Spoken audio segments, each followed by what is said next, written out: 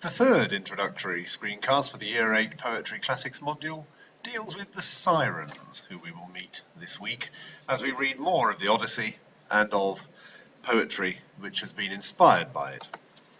So far, we've watched Odysseus as he's dealt with Polyphemus, has been attracted by, to, and left Circe. She's warned him of the dangers that are to come. Scylla and Charybdis we're not looking at this week. That will crop up at the end of the module when you are looking at passages for the Bardathon, the competition of spoken word that will end the module. In this section, we're looking at the Sirens. Here we have a siren in the picture. Don't be put off by the fact that the boat in the picture looks distinctly, medieval at worst. Certainly not something that Odysseus would have recognised. But the idea is the right idea, this female standing on an island, attracting the sailors, and here we see she seems to be calling the sea to help her. So who are the Sirens?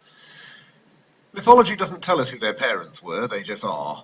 And they live on an island in the Mediterranean, and they sing songs of such beauty that sailors fall under their spell and are called to the island, where the Sirens, who, as well as singing songs of beauty, don't look bad, eat them, which is charming, really. So they're a major danger, and Odysseus will find a way to deal with these tormentors. He's been told by Circe what he has to do.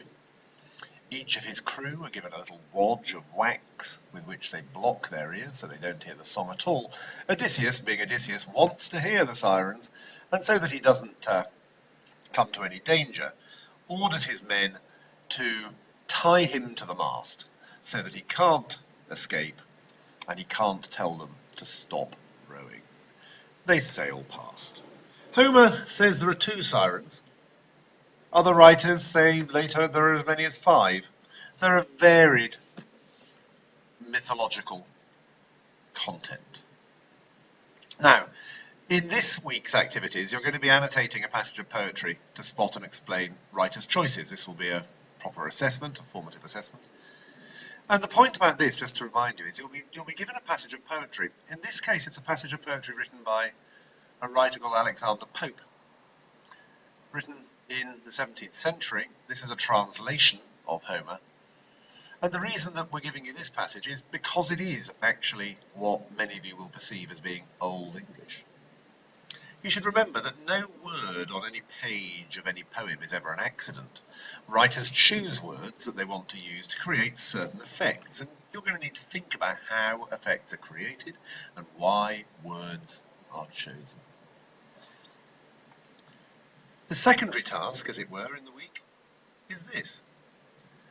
You're going to be given a modern poem as well, a modern version of the story, which tells the story from a slightly different angle. And your job may well be to work out how this change alters your perspective of the way the story is told. In other words, the Odyssey, of course, is the story of Odysseus.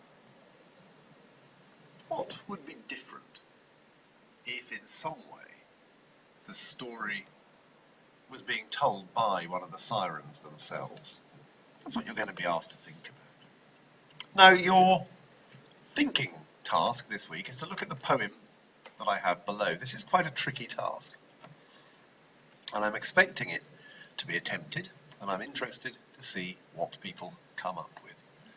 Having thought about the Sirens and this idea of people luring sailors to their death, I want you to read the poem below.